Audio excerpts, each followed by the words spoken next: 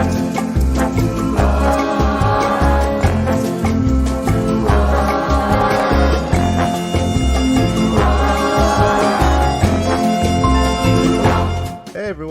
and welcome to the Old-Fashioned Breakdown Podcast, a rewatch podcast for the speculative TV show Mad Men. My name is Fola. I've seen the show a couple of times and look at it mainly from a subtextual point. And my name is Helen and I've not seen the show before, or have maybe a million years ago. And today I'm mostly fuming about what Duck did to that poor dog.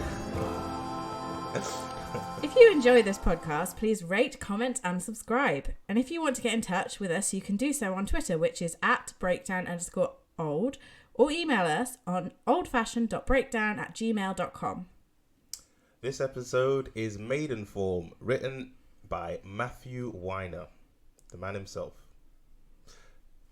In this episode, as Fola says, I always love these. These are my favourite parts. He always writes the most irrelevant things that happen. In this episode, Duck continues to try to create a name for himself. See what? Okay. Don cheats on his wife, so that happens every episode. Pete cheats on his wife, which is, okay, he hasn't done that for a while. And Peggy forgets who she is. Yep. So what did you think of this episode? Well, I think it was a good episode. I think it was a little obvious to me. Do you? Okay. Yeah. All right. Even in the title, come on, let's talk about it. Maidenform. Cool. All right, let's go. What is it about? Tell us what it's about. Well, it's all about the perception of other people, isn't it? It's all about the whole key thing in it is that part where and we can come back to it if you don't want to start here. But that part where they're in the office and they're saying whether the women are Marilyn's, or Jackie's, and. It's all about, and then there's lots of long looks in this episode, lots of other people looking at other people, and then the people who are being looked at realising that they're not being seen the way that they think they're being seen, or whatever. Interesting. Even the dog gets in on the action with a big old judgmental look at Duck. He does, doesn't he? Oh. Yeah, I guess that's pretty much it. I was saying to Helen before we started recording that this is by far the hardest episode I've had to look at since we started doing this. Meanwhile, I watched it and just shut the laptop and was like, right, don't even need to think about that one. Normally I'm like, what the fuck am I going to say? Not today. So the reason, that's cool, that's good, so you can do most of it because I'm just really confused me. So the reason I'm really confused about it is because, as ever, I watched I was watching the commentary, trying to get some ideas on what it's about and stuff, and or what the writers were thinking about when they wrote it. And so what happens normally with that is Matthew Weiner will do the commentary and he'll sort of hint at stuff, but he won't he'll talk about the characters and he'll talk about, how they filmed a certain thing and stuff like that, but he won't go into any details at all. He'll sort of miss all the stuff that I talk about that's kind of really weird, he'll never talk about, which kind of suggests maybe it's not there, but I don't think that's the truth. I think what happens is he kind of wants to point you in a direction and maybe not get into the weeds too much. But with this one, he's really super specific about stuff. Yeah, because it's really obvious. That's the thing. I don't think it is. So the thing he says about the episode is that it's about identity, right? Mm-hmm. And it's about who we are and knowing who we are and all this kind of stuff. And which is it's obvious. You can kind of see that in a lot of the thing, but then you sort of dig more into it. And identity is such a complex thing that if you start looking at all the things they talk about in this episode, there's all these things like master signifiers, mirror phase, the phallus, which we're gonna get back into at some point. Yay! Hooray for the phallus! And one thing that I want to start this episode. I know that I keep talking about these three things, but I'm gonna try and explain it as well as I know it now. Okay. And this is I think this is kind of a good way of explaining it, right? So I always talk about these three lacan registers, the real, the symbolic, and the imaginary, right? Right. And I don't think anybody understands what I'm talking about when I talk about them. I know it's there's a vague understanding of what it is, but I feel like to really get to the weeds of this episode, like I kind of have to understand it. So I'm gonna try and explain it to you now, right? Okay. And you have to use your imagination really like strongly for this one. Okay. I'm concentrating. Quite a big thing. I want you to imagine, right? Right. A ball, like a 3D sort of like sphere, right? Okay. And then I want you to take it in your mind. I want you to take a pen or something and like sort of draw the islands of Earth on there. So like, you know, Okay. all the different Earth things, right? Mm-hmm. Okay, so you've got like, so now you've got this ball with these kind of like splodges on, yeah. Right? Then I want you to take anything that isn't land. I want you to take it and like move it out. So almost like an orange, you're peeling the skin away from the bits that aren't land, right? Right. And hold that in another part of your mind, right? Okay. So what you're left with is essentially an Earth shape, like a globe with like where the water is as water and where the land is as land, right? Mm-hmm. So this is the way I visualize the real, the imaginary, and the symbolic. The real is the water. The symbolic is the land, and the imaginary is the peel that you took away, right? And these registers are how we perceive the world. So we perceive the world through three different. It's almost like, you know how color, like light's made up of different colors and stuff. So like our perception is made up of these three different things. So there is like the real part is basically. Actually, let's not do the real. Let's do the symbolic. The symbolic part is meaning and sort of like, you know, what things mean to you, right? Mm. The imaginary part is what we can see. It's what we can see, what I can see from you, and it's what I can imagine in my head. It's like the two things. It's basically images, but those images don't have any kind of meaning. Mm-hmm. If that makes any sense. So the meaning part comes from not the meaning, the symbolic part, the kind of, it's hard to describe. It's kind of the thing that almost, it's like the batteries or it's like the thing that gives meaning to anything is the symbolic. It's what we kind of put into it, right? So you got these two things that are like images and symbolic. They're kind of like, they go together to make meaning, right? And then you've got the real, and the thing that the meaning does is it kind of covers up what the real is. And the real is basically that nothing matters, nothing is important, and like literally anything that you could think of doesn't really matter. It's kind of pointless, right? Okay. So the reason we have this idea of meaning when we put together the symbolic and the imaginary is that's what we build up in our minds to make ourselves significant, and actually, you know, so we can go through the day and we can sort of like live our lives without sort of like just sitting in a existential kind of terror, just thinking about how nothing means anything.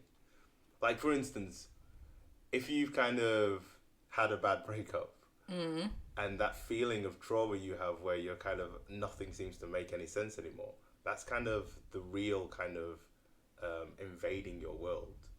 Because that's how we all really feel, but we just build all these different meanings, all these different, using symbols and images around our psyches to make stuff matter. Does this make sense? Yes. No, I mean, I kind of see what you're getting at. It's that really, I mean, yeah, I get the whole like nothing really matters. Like it doesn't really matter if I don't have a job next week. But it does matter that I might not be able to pay the bills, or in my head it matters that I might not be able to pay the bills or pay the rent. In your head it matters, yeah. Yeah, but it doesn't really. It doesn't really matter, no.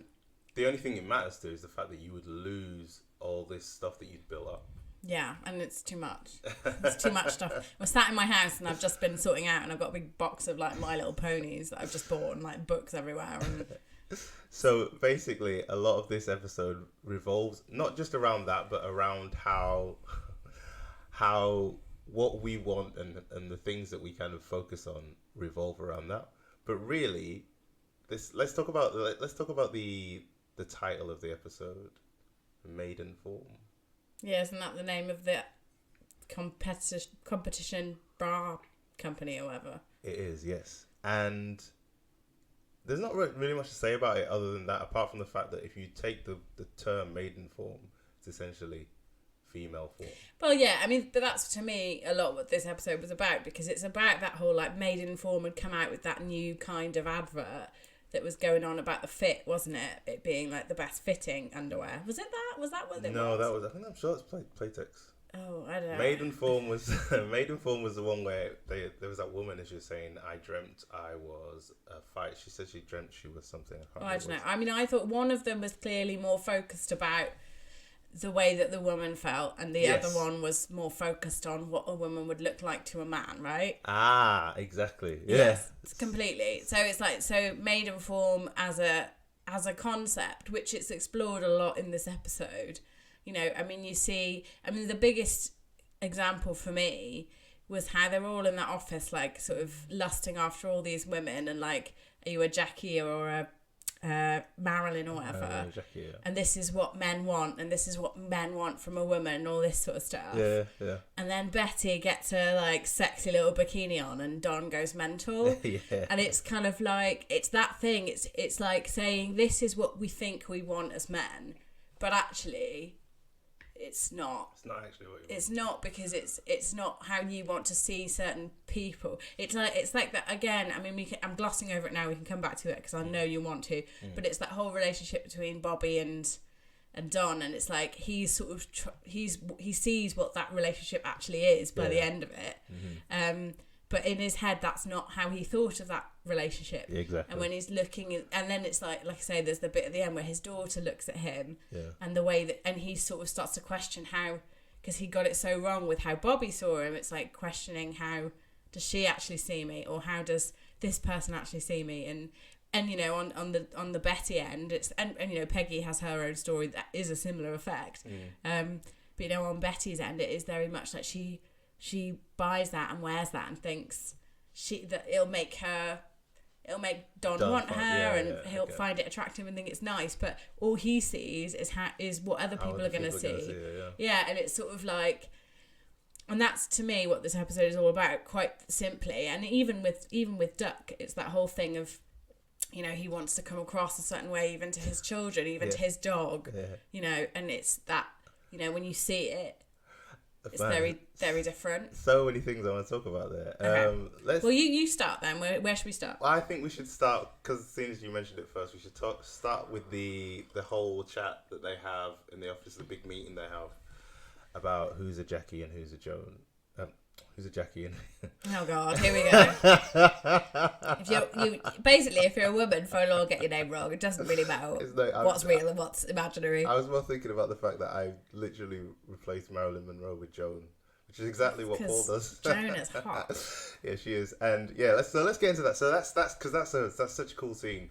Obviously, yeah, there's all that stuff about that you talked about, but what's really interesting to me is that whole scene starts with Don saying, "Where are we?" Right, as they all walk into the office, and to me, I was talking about signifiers, right? So like the idea is with a signifier, you have like a signifying chain is just a bunch of things that remind you of another thing. So like it's like words that rhyme or words that mean each other. Can I just guess? Are you going to say this episode's like Indian Summer? So that's your favourite thing? I can't remember if there is a reference to Indian Summer. I can't remember. But probably anyway, it's in all of them. There are other references. But anyway, no. So you got these signifying chains, and they're basically just words that they can be just words that kind of remind you of each other. But really, and the master signifier is kind of like let's say we're talking about meaning.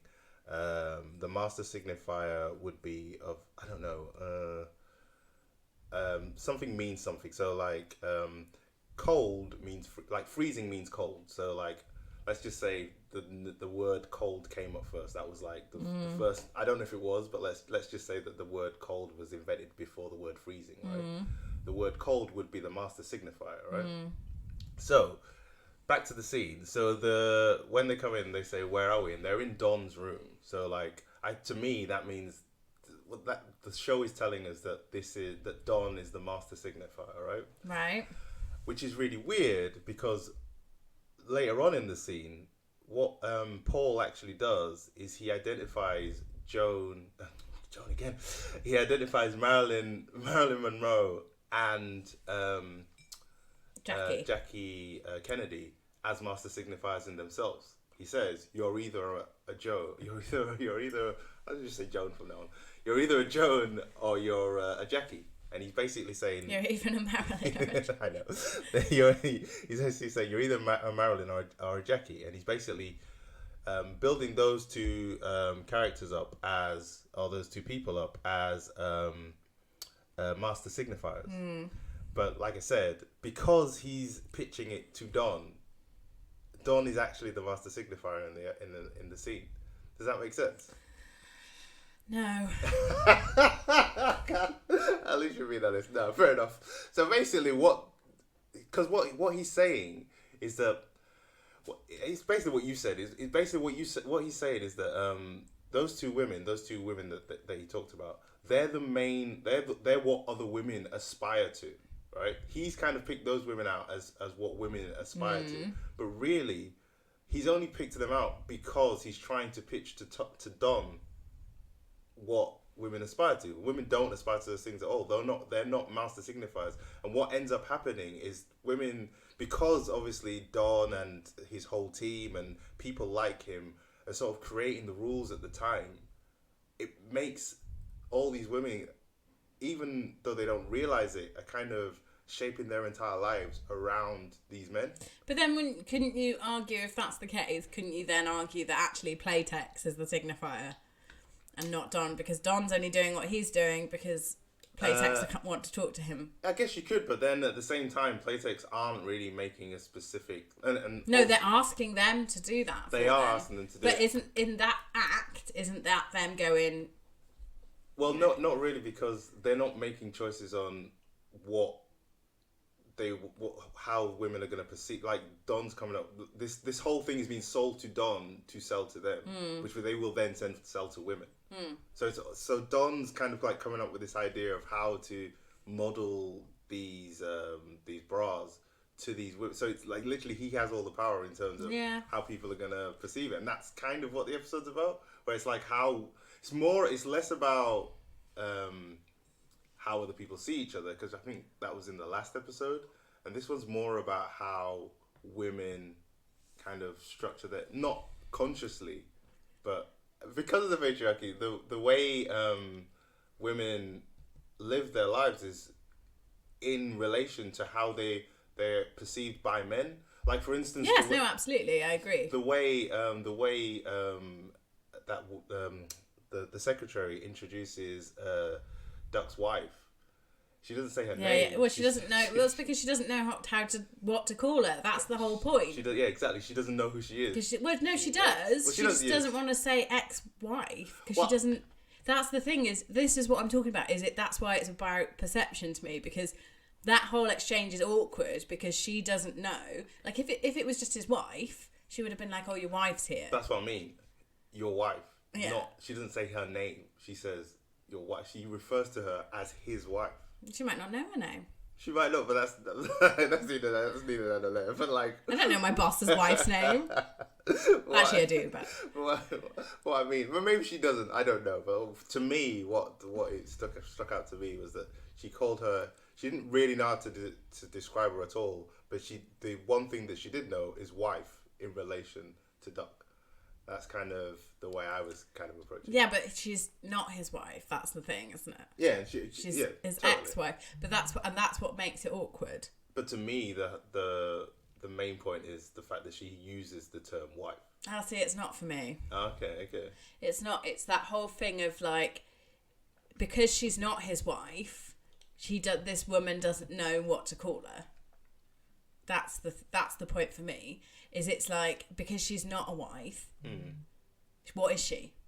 Because she's not a Marilyn and she's not a Jackie. Okay. She's not, and there's like, if you look at all the women in this episode, they all have a specific role, like kind of thing, like Yeah. obviously, or like a place that they're trying to get to.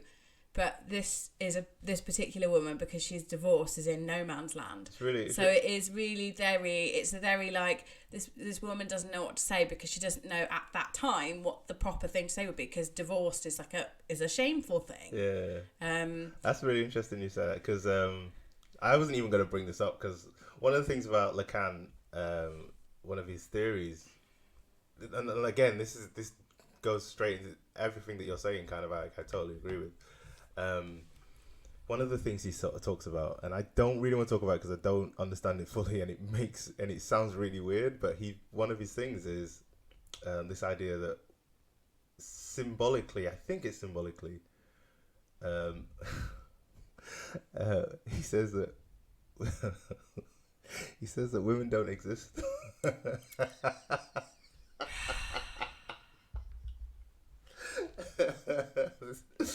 He gets, strangely enough, he gets a lot of, it's quite controversial.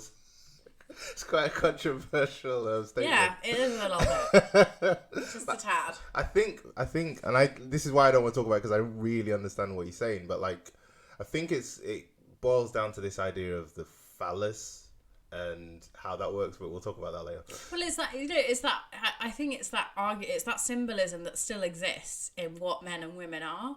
Right. And those long-standing traditional roles. Yeah. But I mean, in that sense, it's more men and women don't exist rather than just women don't exist. Well, that's probably a better way of putting it. But yeah, so the way he talks about it is specifically women don't exist. But I don't know. I'll read about it a bit more and sort of like explain it later. You can bring that up another time.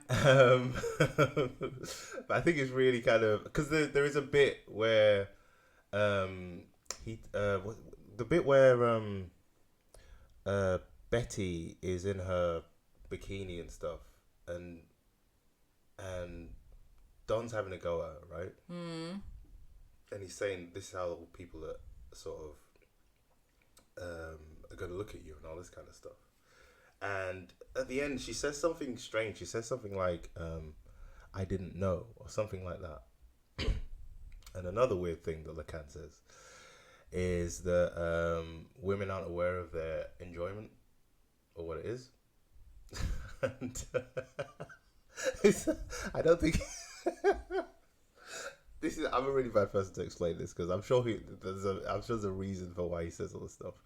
But yeah, it's just kind of like that idea that, again, it boils down to this idea that she's there and she doesn't know who's going to be attracted to the way she's dressing, right? I'm just thinking this on the fly, so you can shoot me down if I'm wrong. But like you say, she's kind of, Don says all these people are going to be staring at her, but Don's not interested at all, it would seem. All he's thinking about is all these other people that are going to look at her. Well, yeah, but who isn't? But it is related to him, because he doesn't like it, because he doesn't like that he's suddenly looking at his wife, and you see it a little bit earlier in that scene when Arthur rocks up, where you see he doesn't like that, because he sees her as sort of his property. Yeah. And I think it's very much where she's almost like, I mean, I don't want to say innocent, because you know what she did with like creepy Glenn and like all those other innocent men that she's sort of like tempted, but she's not innocent at all. She's not innocent, but it's that same thing where I think there is a part of her that she did know, but I think she didn't. She in her head, how it went was, I'm gonna wear, because I mean, I'm sorry, but she looks fucking cracking in it. She knew that men were going to be looking at her. Yeah. She knew that. But she didn't know which men. But no, but not. It's not that. But she didn't think that people would look at her and think that she was cheap. That's the difference. Okay. It's that perception thing where you think something is a really good idea at the time, right, and you do it because you think, oh, everyone's going to like. I mean, I'm a bit of an outlandish dresser, and occasionally I'll wear things that are. So I wore this like ridiculous hat to my brother's wedding. And I thought everyone's going to be like, yeah, it's the picture on the wall up there. It looks great. Well, but the thing is, I sort of got there, and a lot of people were like, oh, are you trying to like steal attention away from the bride or whatever? Right, And like, okay. I'd not thought of it like that at all. I just thought, I'm interesting. going to wear a funky hat, and people are going to be like, wow, that's a cool hat, and come and talk to me. Yeah. But actually, some people were like, oh, she's wearing something really out there, and she's detracting attention from the bride. And I'd never thought of it that way. Yeah. Because I'd just gone, I want to wear a great hat. There's also the thing that Peggy does the similar thing, right? When she turns up at the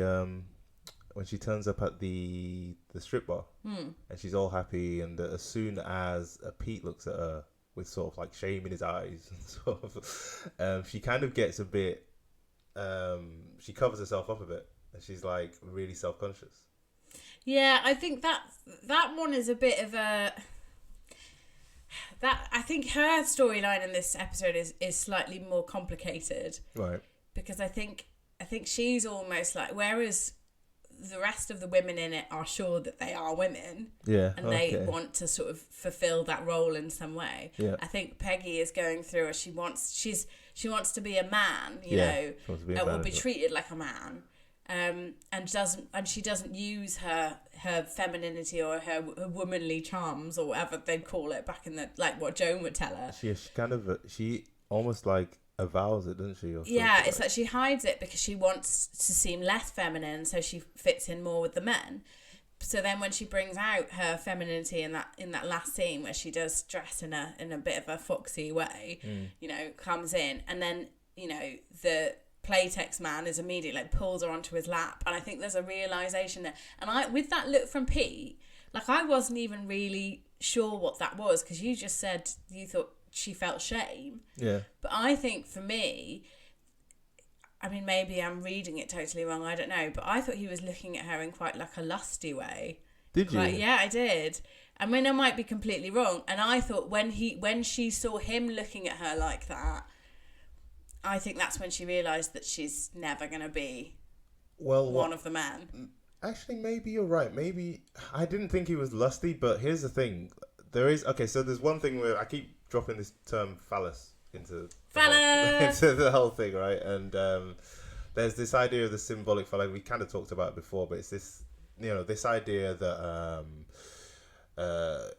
there's this kind of veiled thing that everybody wants, and that's kind of what we're all, as human beings, what we all want. We want this thing that we can't actually grab, and what keeps us going, keeps us alive, and keeps us, living basically until we die.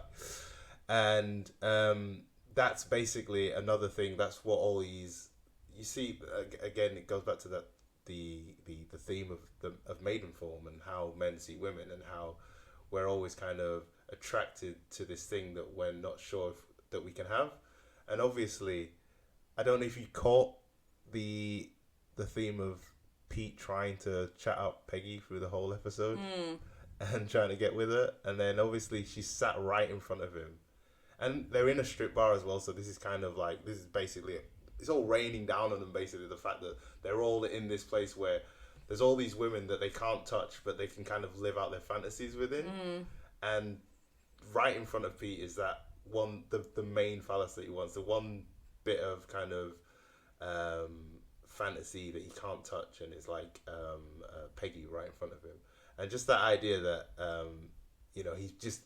he can't, it's the one thing that he wants and he can't have. I think that basically nails the whole episode. And also, speaking of Pete, just to kind of like put a real sort of stamp on it, when he's in the lift with that woman, the blonde woman, she says something that I think is basically the theme of the episode, and how men see women. And she says, they fall in love with a picture of you, the image. Then you come in and they're disappointed, but it doesn't make any sense because all they needed was a picture. Yeah. So like the idea of, we have these, we look at women, and they kind of like, sexualize them as this kind of, they have a type or whatever, and they sort of, they stick to that type, but really the physical attributes don't really matter. A woman is a woman is a woman is a woman, right? And I don't know, it's kind of like, I'm a man, I kind of have like, I kind of find women attractive and stuff. So it's kind of, I guess you do. It's a bit kind of like cheap of me saying it, but like the fact that men kind of have in a way that women don't. I think where women, I think women. It's like we talked about last week, where women can kind of find men attractive, but it doesn't really change the way they feel about them as much as it seems to with men. I think appearance is definitely more the appearance of a partner or a potential partner or a hookup or whatever you want to call it is considered much more valuable for a man when he's searching for a partner. Is her value in terms of her appearance is very important, whereas I think, and I'm generalizing here, and it's not, with me specifically, I think the whole show is generalizing. Well, but I think with me specifically, it's not that important. Like, I mean, I'm quite lucky in that I can find pretty much anyone attractive if they're kind and have a nice soul, because that's just the kind of person I am. I know it means that I've brought home some very questionable men in my life, but that's what I mean, though. I think that's the point. That's what I'm getting at. Is like, I think it's, again, we're generalizing, so I think it seems like women seem to, I don't know, maybe because women do value those things, value the, like, for instance, the idea of Pete being attractive, right? People would say that's like, that makes no sense, right? But I think the honesty of Pete is what people are attracted to. It's not necessarily. No, I don't think in that situation, in that lift. Okay. It's not that. Well, obviously not that. Not that time. It's his power. It's his power. Yeah, in totally. that scenario. But I'm talking about people watching the show. I'm talking about how when people watch the show, they kind of like, Pete's horrible. I hate his guts. Oh, actually, I like him quite a lot now. And then it kind of, because he's such an honest person, you can see everything he's feeling, and when he's actually nice, it seems that he's being genuinely nice. Yeah, I don't know. I mean, I never like that conversation that he had with, and I am like, Pete's been a grower on me. Like, he has grown on me like a rash. Because I really detested him for quite a long time.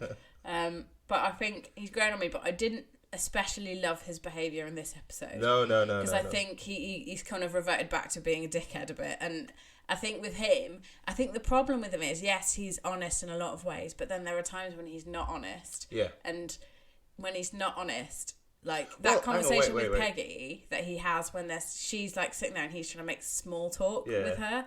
Like, you're like, you're kind of like, what's he doing? Well, here's the thing, right? So in that scene, that specific scene, what I found was nobody's really saying anything that they actually mean. It's all this kind of, what I was saying about everything that gets done in that scene is based on what you know about those characters. So the idea that you've got this, you've got the imaginary sort of understanding of what they've been through and who they are and what they look like when they're talking to each other, but crossed with the fact that all the stuff that he's saying to her, he's trying to get to know her and stuff, even though they've had, That's not what I got. Okay. See, I got that whole exchange for me, again, was about perception. And it was that perception that he is still treating her a little bit like a receptionist or a secretary. Oh. He's making the small talk with her. She doesn't have time for that now. She's a copywriter, right? Okay. She needs to be taken seriously. Okay. And she's trying to get that across to him, and he's making small talk with her like she's a secretary you can just flirt with and just chat to, right? Right. And meanwhile, she is basically, I mean, she says the line something like, "You do your job and I'll do mine." Oh, yeah. But she basically, it's really about the fact that because he comes in and he said, "Oh, my father-in-law was really happy with, like, thanks, Clearasil or whatever." Yeah. And she obviously was like, well, as long as he's happy, that he's the only reason that you're there, or and that's why he's like, what do you mean by that? Well, totally. So she's implying that he's She's implying that he's just in that position because of who he is. Yeah. And he's almost implying that she shouldn't be in the position she is because of the gender she is. Oh, right, okay. I see what you mean. So it's almost like that's what they're having. That whole conversation is just really sort of like looking at, like, they're both, it's how they're perceiving each other almost. But really how they want to project who they are onto each other. That's Do you know really, what I mean? yeah, that's really cool. I like that a lot. That's not what I got, but that totally makes sense. What I got was, and to be fair, this is because I cheated and I listened to Matthew Weiner. But like, but I'm not saying that. I'm totally not saying that you're wrong. I think for part of, I do think part of this is him. He is trying to get with her. I mean, if you sort of like see, like the earlier scenes between them two, there is a kind of Pete kind of longingly sort of looking at her or seeing her as kind of like something else, like something to reach out for. I think there's something about the way he talks to the way in the barbecue he's talking to them about how he's hiding who he is and how he's not really happy in his relationship. It comes across to me. And then obviously when they're having the earlier meeting, him, Peggy and Sal, there's like almost kind of like as Peggy's talking about these two teenagers that are in love, to me it's almost like she's talking, well, to me, as Pete's staring at her, it's like he's kind of imagining him and her together, and it's like them two vibing and coming up with ideas and stuff like that. So that's kind of what I was seeing when I saw that the meeting, the two of them, when the two of them have a chat. But one of the great things about that scene that they have is when Pete mentions Liberty Vance.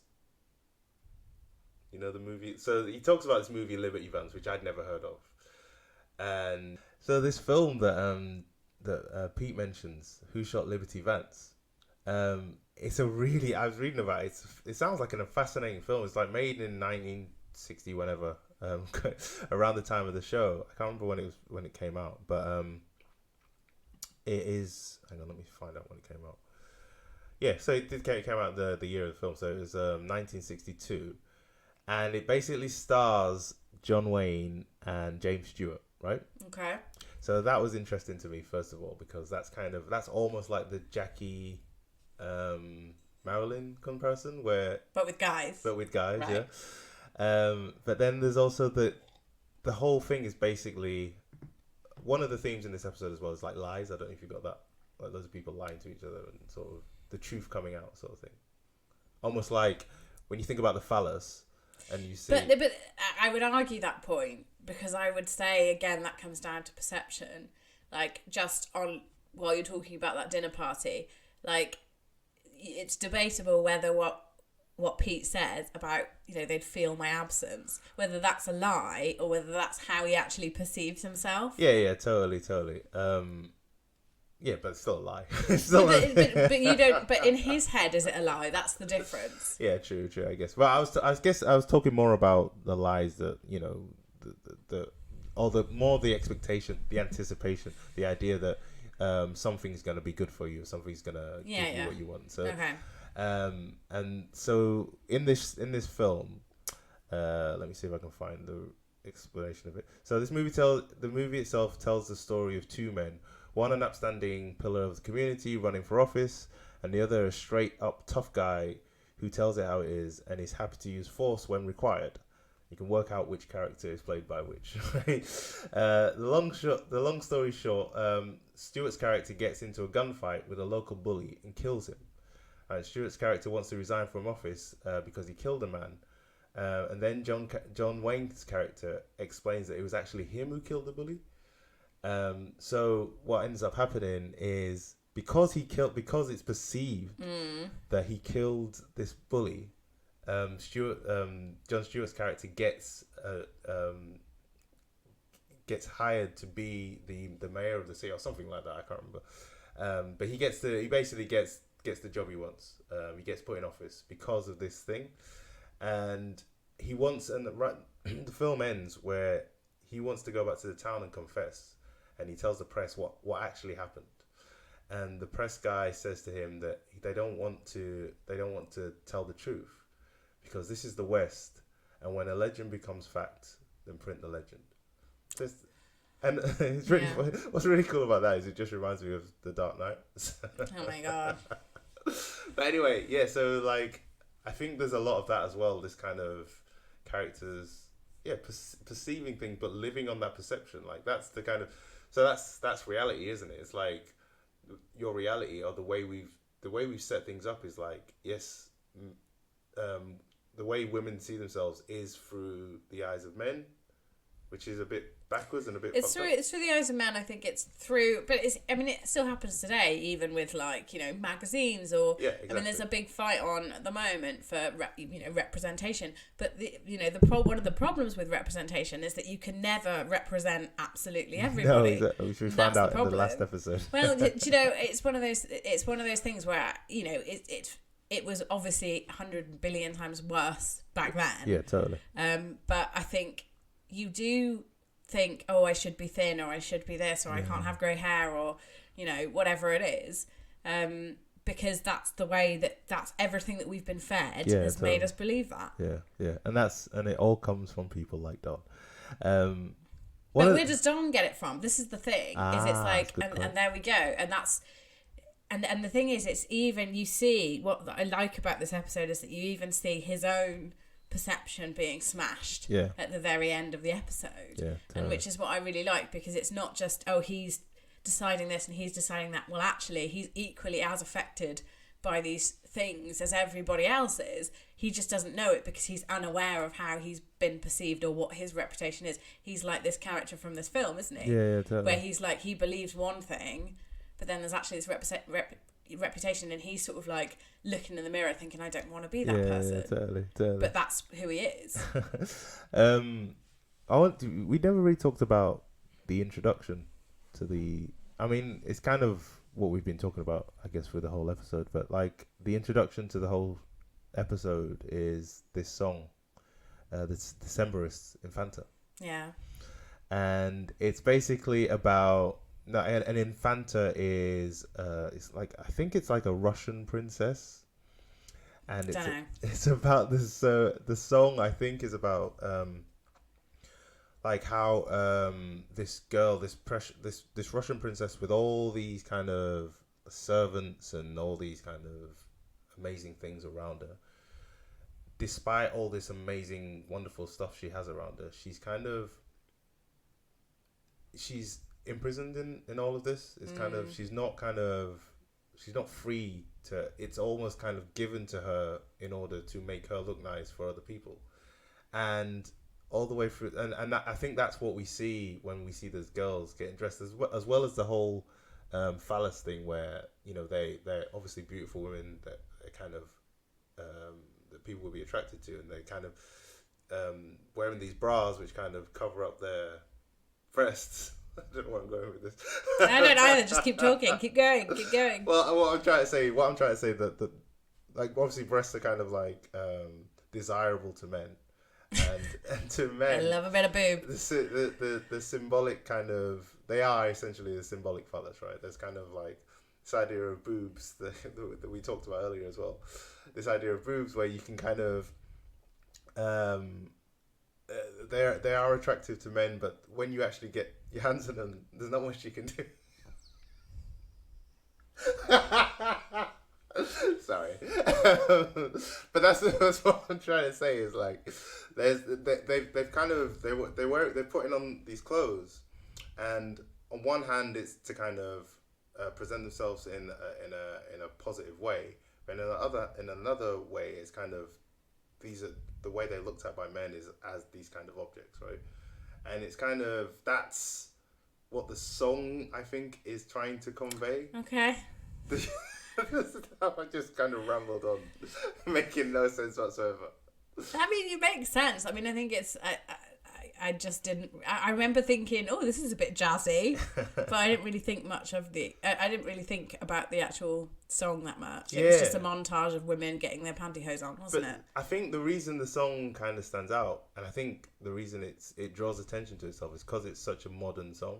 So you're kind of... Yes, yeah, well, that's what I mean. It's such a modern song. It's basically saying, like, pay attention to it. I mean, to me, that was already a sign, that montage, because to me, what that was saying is like, everyone gets ready, gets up in the morning and gets dressed just the same as everybody else. Oh, okay. It was that whole kind of... I mean, it was interesting that they only really focused on women for that. Exactly. But it was sort of like, very much came across as it's the morning, everyone's getting ready, everyone's going to work. Yeah, totally. That's the first thing you think of. But then when you think back to the episode, there's so many images of women half naked.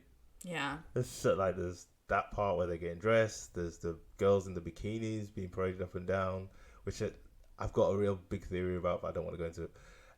Then there's the whole, obviously, the Jackie Marilyn thing, and then there's Peggy and her thing.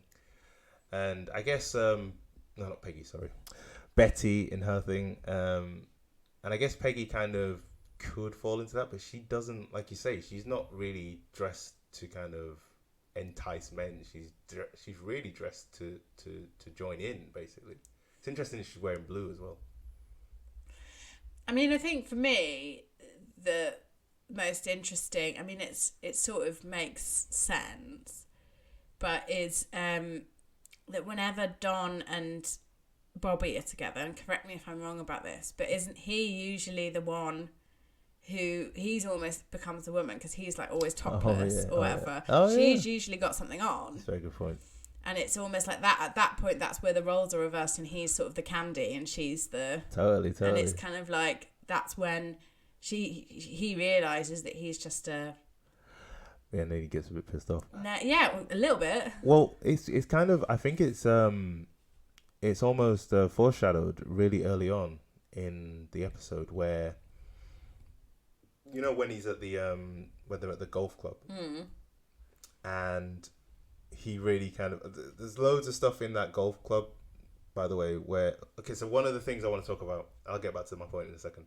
One of the things I want to talk about is in that golf club, there's a lot of talk about the Cuban and the American relations. I was trying to work out what that's about. I gotta be honest, I wasn't into the episode enough to really get into the depth of that. But like, okay, so the reason it stands out to me is because it's all the way through that scene. Like, it's a really long scene. And it starts off with that guy, Crab, talking about how he escaped to... he left the company that he was in and he escaped to Hollywood, essentially. And he's talking about that. And then they start talking about this war. And then later on, that man who's sort of reading out all the girls, like talking about all the girls, he tells everyone to stand up and clap for all the war heroes and stuff.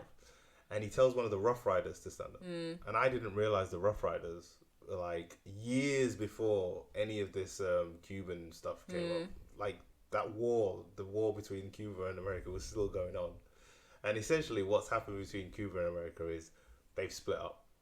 They're like, they're two, they were in a relationship and now they split up. And if you see a lot of the characters in this that talk to each other, there's a lot of characters that have split up. And I think part of this episode is this idea of this. There's a Lacan term called the barred subject, right? And it's about how, as human beings, we're almost like two. You know, we're all two different people. We have two different ways of looking at ourselves in a way, and one's the ego and one's the way the world sees us. And I said this episode was confusing, and yeah, so that sort of feeds back into all that stuff where all the way through the episode we're seeing all these, especially these male characters who see themselves a certain way, but the world sees them a certain way, and same with the women see themselves a certain way, and the world sees them a certain way. And it's, I guess, when Betty's in her bikini, that's kind of the best way of exemplifying that. What else do we need to talk about? We haven't talked about Duck. We haven't. That's a good point. We haven't talked about Duck at all, have we? What's your favourite scene with Duck in this? I mean, do we want to go through the whole thing, or do we want to? No, I mean, the thing is, I feel like with Duck, like, I don't care about his character, like, at all. Like, I just find him really, like... He's really dull, isn't he? Yeah. I agree. I think he's a bit dull. And I just sort of don't give a shit. Like, I kind of, like... So, there was that bit where he and... I got the gist of it, which was there's something to do with...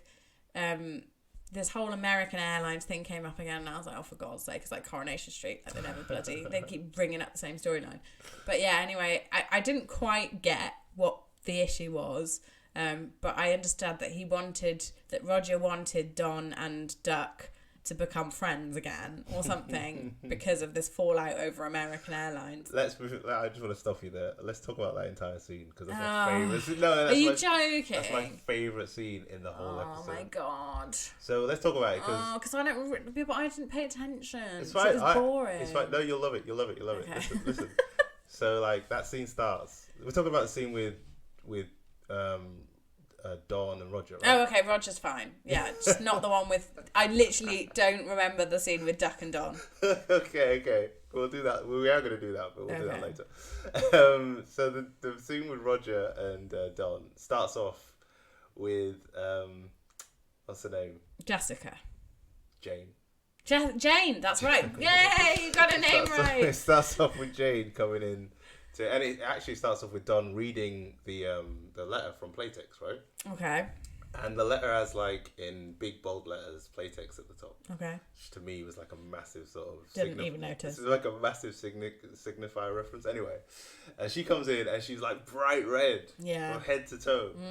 And that was a reference, to me, that was a reference to a red in the face. Oh my god. You knew he was going to get one in. Like, you could play such a good drinking game with this podcast, but wherever Fola mentions a previous episode, you get to take a shot. If he mentions Indian Summer, you get to do 3 shots. So, but like, and I don't want to go into too much detail, but it's kind of interesting that red in the face is about Dawn and Roger kind of sparring with each other, and obviously Roger trying to get with something that, you know, inverted commas, belongs to Roger. That's Roger trying to get with something that belongs to Don, in inverted commas. And then the first thing Roger says is, does your wife know about that? And I just want to leave it there. Just kind of like, you know, we can maybe see how that plays out in the future. And one of the things that Jane says is she says it's hard to sit down. And there's something about... There's something... she says it's hard to... And Don says... Don asks her, have you been out of the weekend or something? And it's kind of... There's something about her saying it's hard to sit down. Like, it's hard to kind of stay in one place. Or it's hard to... Like, she's kind of out... And she's wearing blue. She's out there. She's kind of like being... a person in the world. She's like, she comes across as someone who's kind of experienced in life, right? And Don's kind of like sitting down and kind of in his brown suit and very much kind of like hidden from the world. And the listeners won't know this, but me and Helen were talking about enjoyment versus pleasure. And I feel like that Jane is kind of, she put herself out there. She's like, enjoyment... To explain enjoyment is kind of like a Lacan phrase where he explains that enjoyment is like pleasure, but it's like pleasure and pain mixed together, and you get enjoyment from the two things together at the same time. So like enjoyment is something long term, like working hard on a project, or sort of like going to the gym and sort of like, you know, pushing yourself really hard, or watching a horror film, or going on a scary ride. You know, we enjoy these things because they put us through our paces. They're not just pure pleasure. And pure pleasure kind of stops that from happening. And the thing with Jane is, obviously she's burned, but she had a good day at the seaside or wherever she was, and I like the idea that she can't sit down. The idea that she can't sit down is kind of, it's like a restless thing. It's like because she's putting herself through this, you know, if you think about someone who's kind of on the edge and is kind of like working hard, and they're doing it because they're kind of restless and they can't sit down. And Don is kind of trying to get himself to a place where Don wants to be comfortable all the time. That's kind of where his unhappiness comes from, because as human beings, like, it's like what you said before, it's like as human beings we're not supposed to be comfortable. We're supposed to be living life, and we're supposed to be doing things all the time. Supposed to be engaged, and the only way you can be engaged is if, you know, you have a bit of panic in your life and you have a bit... Yeah, I mean, Don's bored, like, I would say, a lot of the time. That's why he does a lot of the shit that he does. Totally. he wouldn't have time to be cheating on his wife if he was worried about things happening going wrong for him. But anyway, where were we? That's it. Duck and Don. Well, we're talking about Roger and. Oh yeah, sorry, the Roger thing. Yeah, so Roger comes into the office.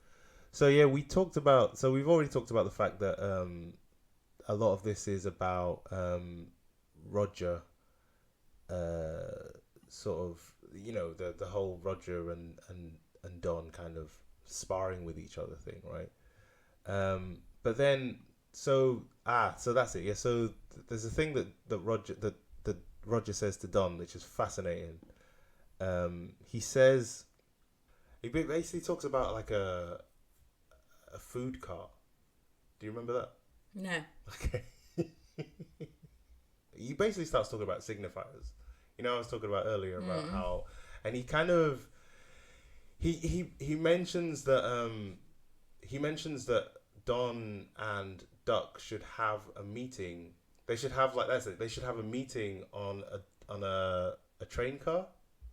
Yes. And if you look up the term train car in Wikipedia, there's like 13 different explanations, like 13 different ways of saying train car. You could have train cart, you can have train carriage, yeah, all of those things. There's loads and loads of them, and they all mean the same thing. And that's basically I think that kind of exemplifies what I mean by signifiers.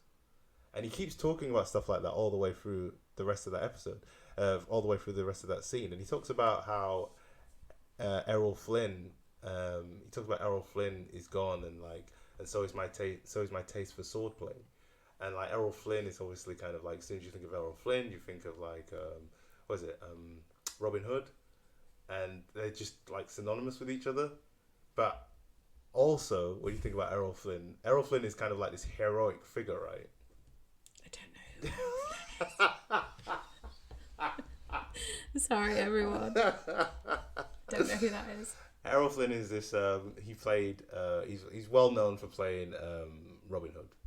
What, the fox one? Not the fox one. The one with the guy before the fox. Didn't see that. Saw the fox one. Anyway, he's always been seen as like Errol Flynn as the guy was like one of the first heroic sort of people. But when you read up on Errol Flynn as a person, he was an absolute dick. Horrible person. He sleep with like underage girls, like lied to people. At one point, like he even faked his own death just to publicize a movie. And he was a lying, cheating bastard, basically.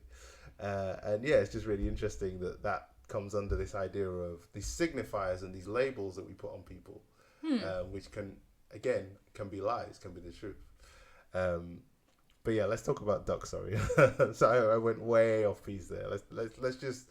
Shall we finish the whole episode on just to talk about Duck and his storyline? Because sure. I think it's very interesting. Okay. So the first time we see Duck in this, the first thing he says, I think one of the first things he says in that very first scene is he talks about, I had a dream about being a lady or something like that, right? Do you remember that? No. He says, I can't remember the exact words that he says, but he basically says he's trying to kind of come up with a different way of doing the Maidenform, right? The Maidenform ad, and he says, "Yeah, just wrinkle it a little. I went to sleep in my bra and thought I was so and so." Okay. And I think, and this is just looking at the way Lacan looks at things and how this episode is structured. I think Duck in this episode has, we were talking ages ago about female and male subjects and how they think and how, in terms of the phallus, the male way of thinking or the masculine way of thinking, I think is what we were talking about, is how the masculine way is wants to have their own phallus or kind of wants to emulate the man. Right. I feel like I'm really confused here.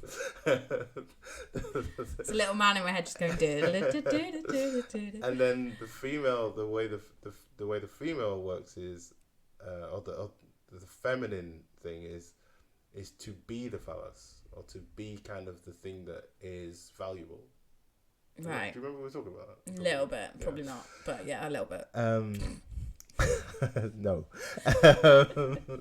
And I think that's what the show is trying to get to the point of with Duck.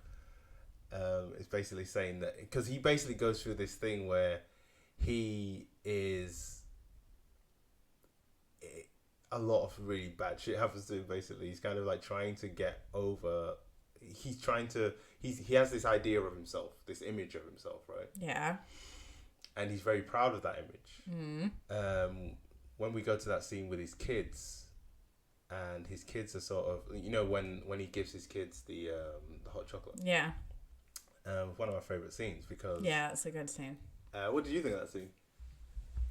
I mean, I think he's trying to be the good dad. He's trying to be...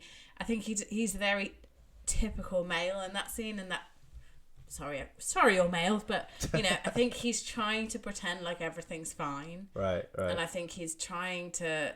Not even pretend, like he believes everything is fine, and he gives his children, who aren't really children, hot chocolate. Yeah. Yeah, that's a good point. And even as they kind of spill the truth, which is that his mother's going to marry someone else, he tries not to let them see that it's rattled him. Yeah, totally. That scene with the hot chocolate starts with Ducks like offering the kids like hot chocolate, right? Mm-hmm. And that kid and his son is like, he says he doesn't want it. Mm-hmm. He doesn't say why he doesn't want it. He just says he doesn't want it. And then Duck tells him, "Oh, you need to drink it because it'll make you cool." The kid never said he doesn't want to drink it because it's hot. He just said he doesn't want it. Yeah, okay. True. I see it, I don't know, I guess my perception of that is that and throughout this whole scene, is that he's trying to almost comfort his children when his children don't need comforting. Okay. I think he sees it, because giving someone hot chocolate is quite a comforting thing to do. And then later on, even when he talks about how he let them keep the dog because they wanted some normality and all that kind of stuff, I think everything he does in this scene is because his perception of his role is that their parents have broken, or he's split up from his wife, their parents have broken up, and it must be hard for them. But the new bloke has given them $150 each. I mean, even like the fact that he's like, "Oh, I've planned this like nice day. You've never seen the show from like the seats that I've got." Like, remember the show? No. The show's A Funny Thing Happened, and A Funny Thing Happened is exactly the same. Well, kind of a very similar plot to Marriage of Figaro. Sorry, this is another. Everyone take a shot. But yeah, it's that whole thing of I think the whole way through, even though they're almost like, I almost feel like they're trying to get him to react, because he's being a little shit is the boy. It does feel like that, yeah. And he almost like won't, because he's like, no, his perception is, I've got to be this good father. I've got to be. He doesn't really react until the girl tells him. Oh, they both. I can't remember who is exactly tells him that his ex-wife is basically gonna marry this other guy. That's when he really. The first time he really reacts is when they say about him getting rid of the dog. Sorry. No, you're 100% right. You're 100% right. Yeah. So the kids tell him that this guy's proposed to the wife, right? And he then does this thing, and this is what I was talking about the meaning thing and the ego thing, where he won't accept it, and he's just kind of like, he's very sort of, oh, it's fine, it'll be cool. It's almost like that that Friends Ross meme, where he's like, I'm fine, or something. And he's totally just kind of like, almost kind of like in total denial about it and not really sort of taking it seriously. And it's not until they say, well, you have to give it the dog. And that dog to me is kind of, I don't know, like the dog to me is like representative of his kind of, almost his fatherly role in a way, or almost the fact that he kind of still belongs to that family. I'd agree. Do you get that? Yeah. Yeah, I think the dog, first of all, it's a very attractive dog. It's a very like kind of all American, you know. It's a red setter. I know it's a red setter. It's a gorgeous dog. But it's that whole thing of the dog represents loyalty. The dog represents, you know, you're right. It's sort of like it's a signifier, I suppose. It's exactly what it is. And the fact that she wants to get rid of the dog is very significant for him, because it's like you say, it's sort of like, it's almost like his way of bonding the family, and he's sacrificed so the children could keep the dog. Yeah, did he sacrifice though, or is it kind of like his way of just kind of feeling like he's married, feeling like he's kind of possibly connected I don't think it's. I wouldn't call it a sacrifice. I call it more of a kind of. It's almost like when you leave something around someone's house so you can go and get it later. Or do you know what I mean? Or you're kind of like. When you... Well, it's his presence in that house, isn't it? That's what it is. It's like the toothbrush when you're, you know, seeing someone. And you just have a toothbrush around their house. Yeah. And it's kind of like almost like you're together but you're not together. Do you know what I mean? It's kind of an unofficial signifier for some. I mean, we know this anyway because of what Pete says about the dog later. What does he say? When Pete sees the dog and thinks it's a girl. Oh yeah. Which is interesting in itself. Yeah, yeah. And then the next thing is he says, "Oh, you know, we might get a dog for the office. It gives a sort of more approachable, sort of friendly vibe, sort of thing." The image, yeah. And then that's exactly how Duck doesn't want to be perceived. It's kind of like the dog it's a symbol of home. It's a symbol of so many different things. I mean, I just love that dog. I was like, oh my god, how could you get rid of that dog? Let's move it on to the bit where him and Don are having the conversation. Oh, I don't remember it. I was just bored. So okay, there isn't that much in that, but basically, that conversation, because I for all the people that are listening, I kind of usually when I go through these episodes, I spend a lot of time on them.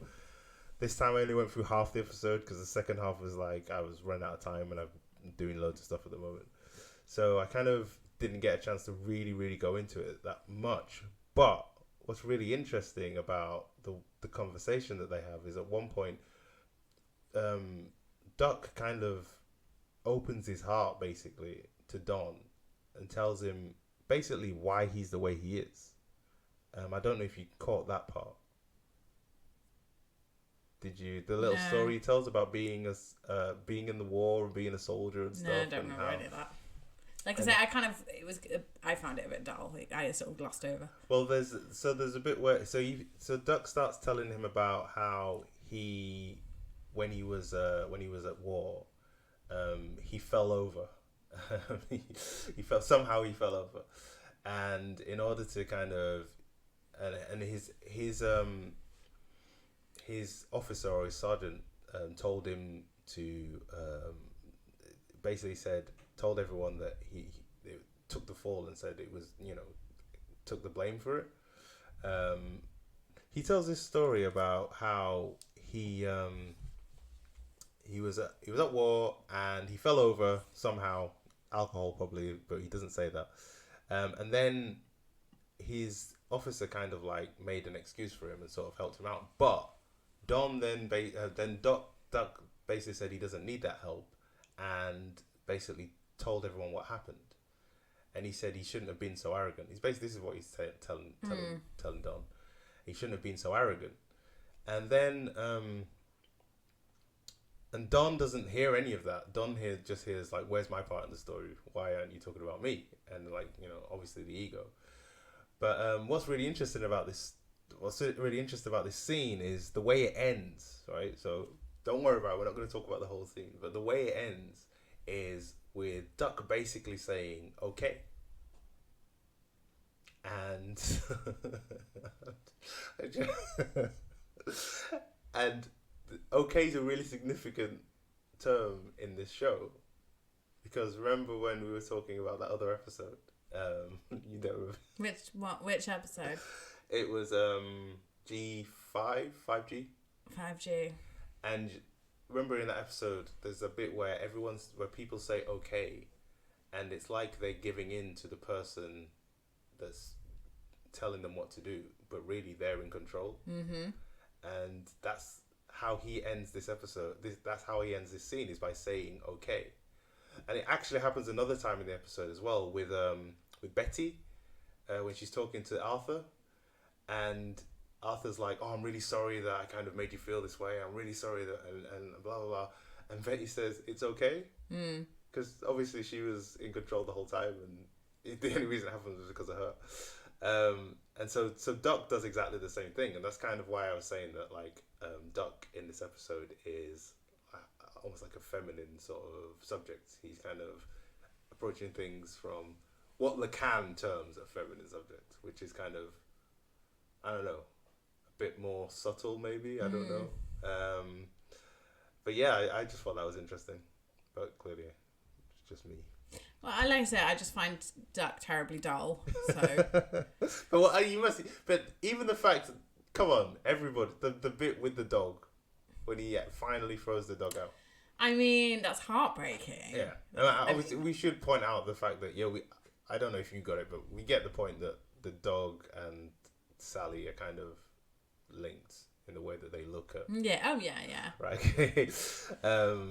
Well, and I feel like when he does that, when he throws the dog out, it's kind of, it's that signifier. That dog like signifies loads of things. I mean, Matthew Weiner says it signifies Duck's weakness, but I think it signifies Duck's. It's the one thing that's keeping Duck sort of sane. It's the one thing that's stopping Duck from drinking.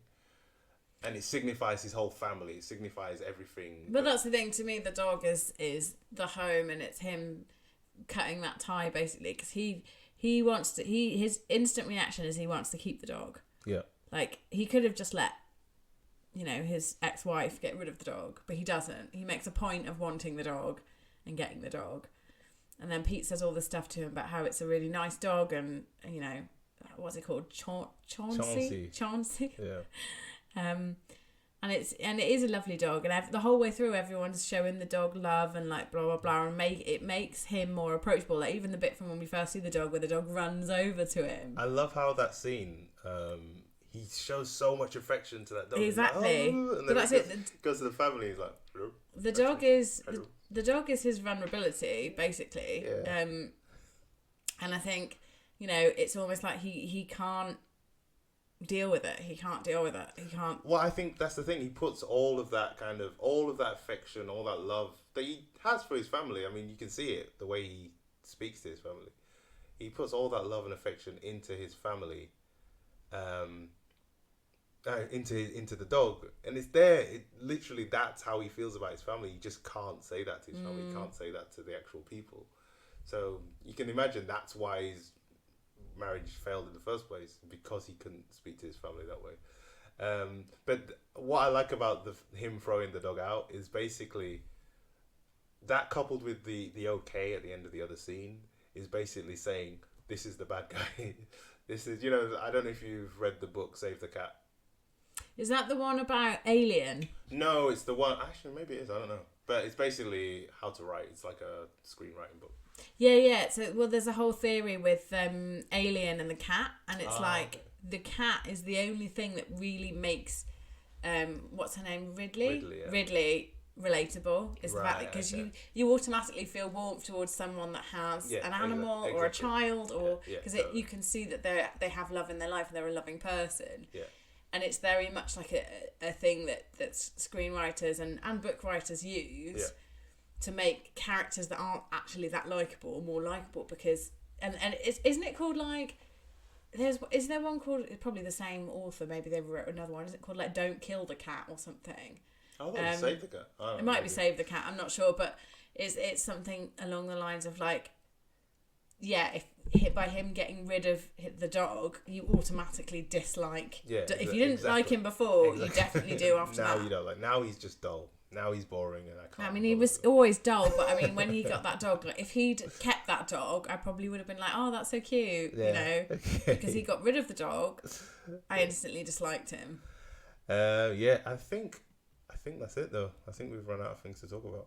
I think there's more, to be fair. I think there's loads more, but There's absolutely we loads haven't got more. all day. Honestly, there's so much we could talk about in this episode. There's a whole bunch of things. Just off the top of my head. So we talked about the imaginary and the symbolic. We haven't talked about invasion. We didn't really talk about enclosed safe spaces. We didn't really talk about that barbecue, which I think we didn't really go in. There's a bit in that barbecue where they describe the mother, and they describe their mother as sort of like on a widow's walk. Yeah. And on a belvedere as well as at some point. I think because the widow's walk is a belvedere, right?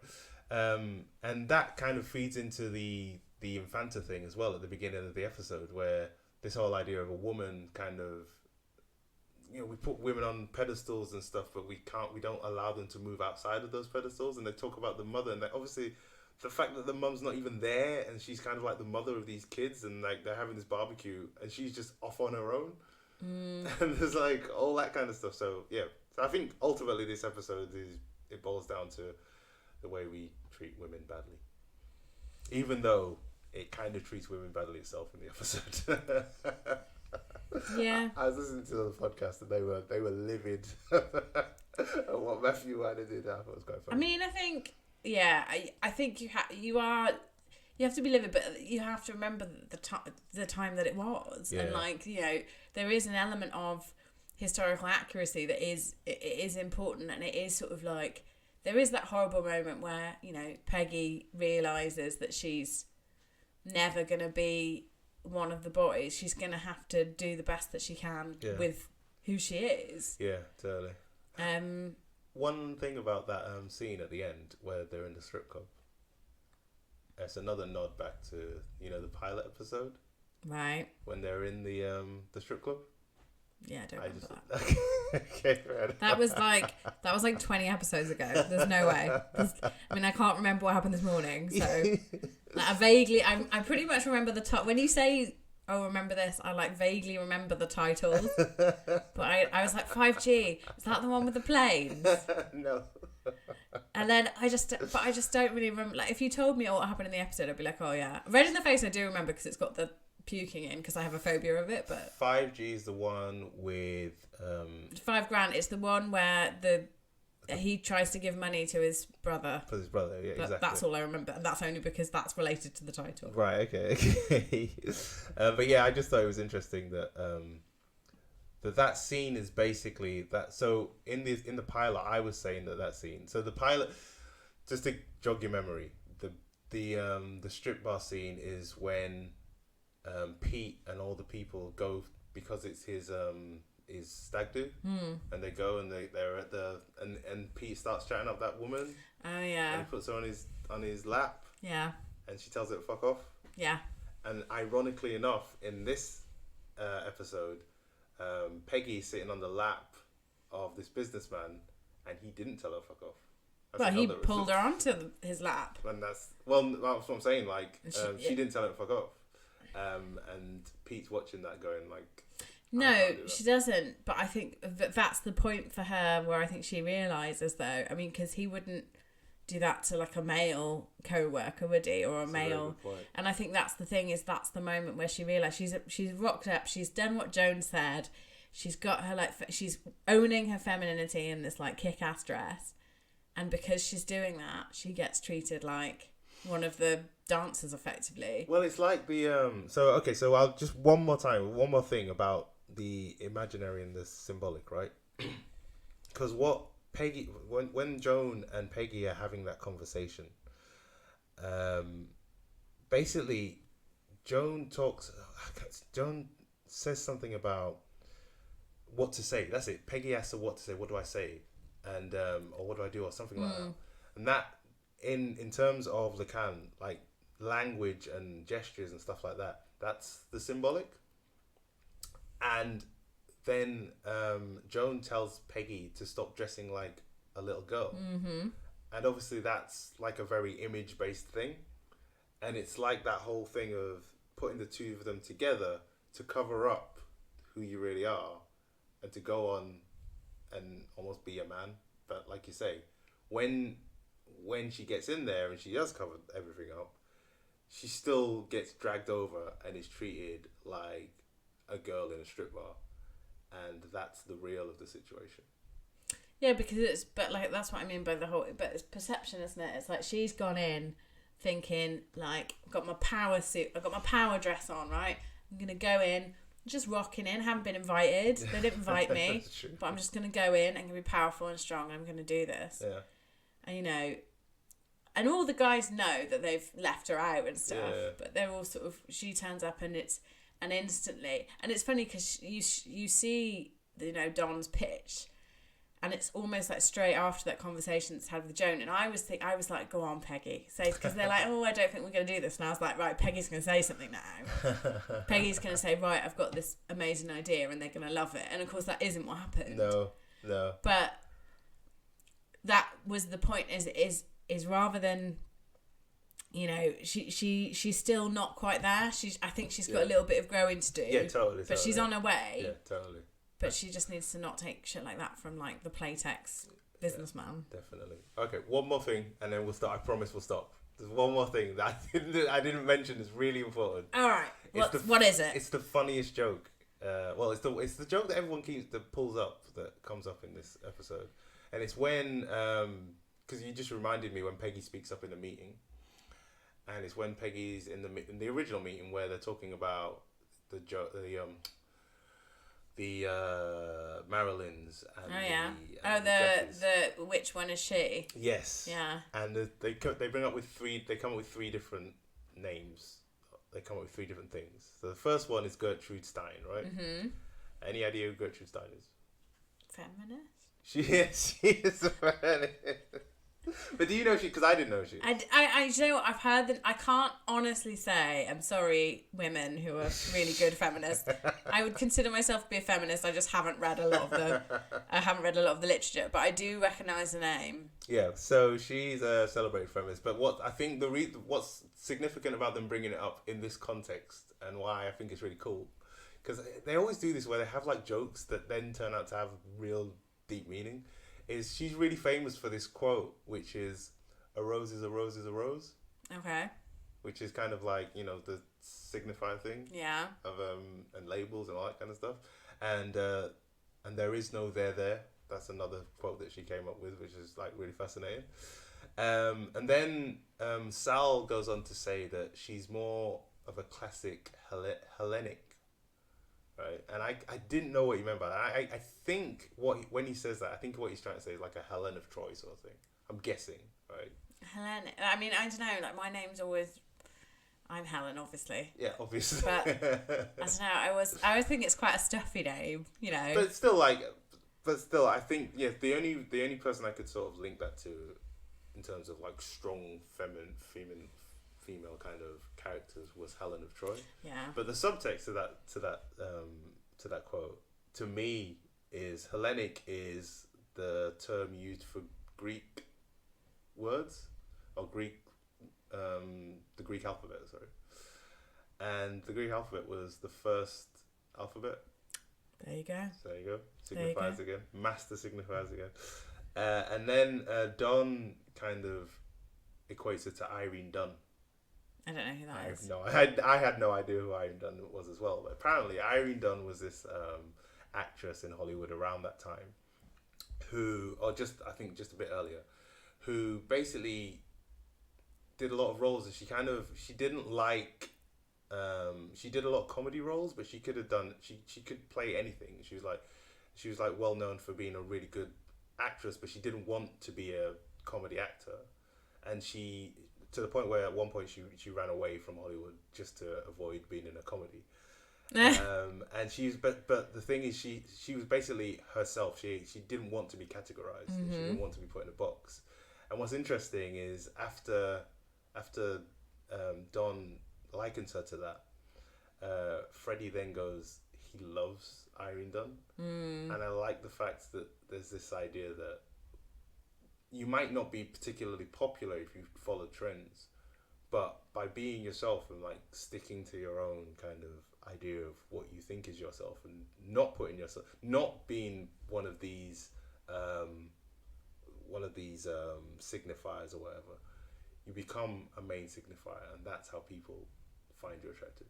And it goes all the way to like the idea of Joan and how obviously Paul, who had a relationship with her, sees Marilyn Monroe as a version of her, as opposed to her as a version of Marilyn Monroe, which I think is really cool. It's just like, writing from this show is like incredible. I don't know how they do it. I really don't know how they do it. It's almost like they've had some sort of pact with the devil or something to be able to put all this stuff down and make it. Yeah, I mean, like, I don't know. I mean, I like it, but I wouldn't say like it's my favourite. Fair enough. Sorry. Probably shouldn't say that on a Mad Men podcast, but I'm just here for my opinion. I say it every day. You do. No, but I do love the show. I think it's amazing. I like the show. Give it a solid 7 out of 10. Sorry, Matthew Weiner. Okay, shall we end it then? We shall. All right. Don't forget, you can get in touch with us at @_breakdownold on Twitter, and I can't remember what our email address is, but it's in the bio. So it is. Don't forget everyone. What? Don't forget everyone. Sopranos is even better. Goodbye. Bye.